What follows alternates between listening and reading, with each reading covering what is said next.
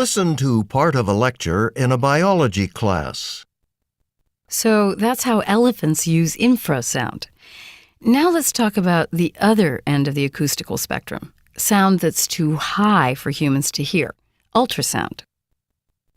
Ultrasound is used by many animals that detect, and some of them send out, very high-frequency sounds.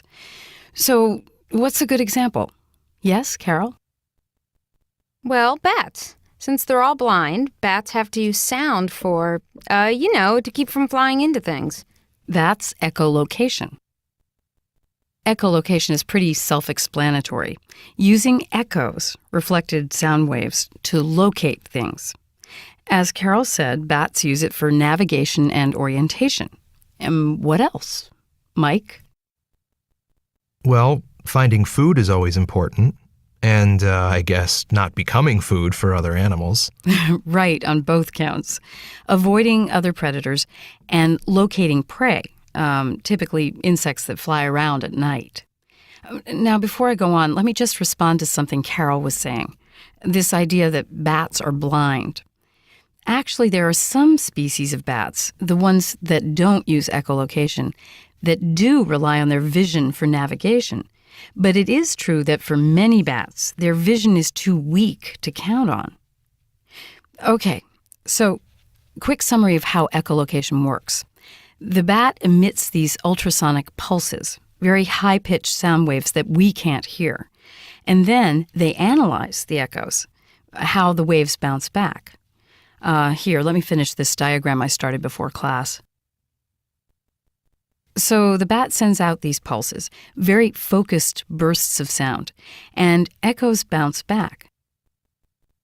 You know, I don't think I need to draw on the echoes. Your reading assignment for the next class, it has a diagram that shows this very clearly. So anyway, as I was saying, by analyzing these echoes, the bat can determine, say, if there's a wall in a cave that it needs to avoid, and how far away it is.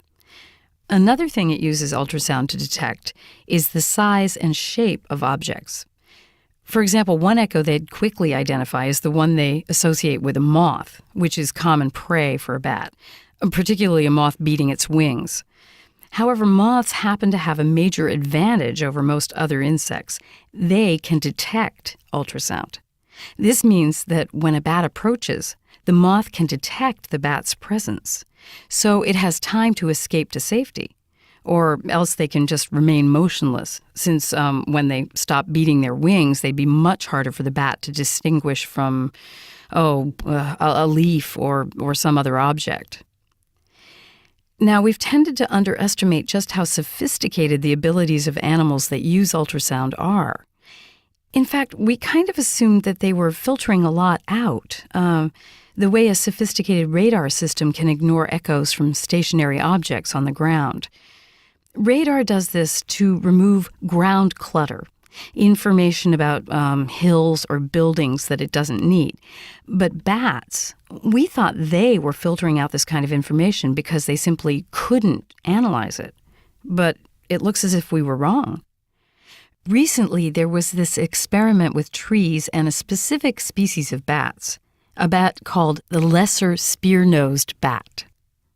Now, a tree should be a huge acoustical challenge for a bat, right? I mean, it's got all kinds of surfaces with different shapes and angles. So, well, the echoes from a tree are going to be a mass of chaotic acoustic reflections, right? Not like the echo from a moth. So we thought for a long time that bats stopped their evaluation at simply, that's a tree. Yet it turns out that bats, or at least this particular species, can not only tell that it's a tree, but can also distinguish between, say, a pine tree and a deciduous tree, like a maple or an oak tree, just by their leaves.